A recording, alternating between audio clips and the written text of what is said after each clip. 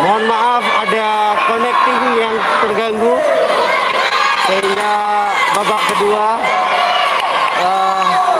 tidak dapat ditampilkan secara keseluruhan tadinya, dan sekarang masuki babak ketiga masih dengan Mia.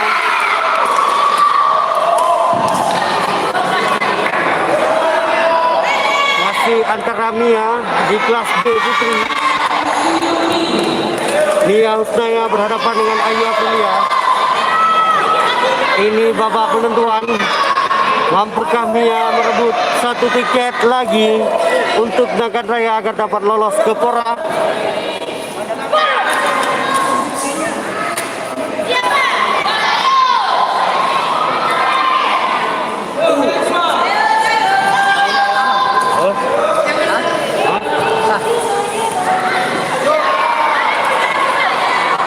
Oke.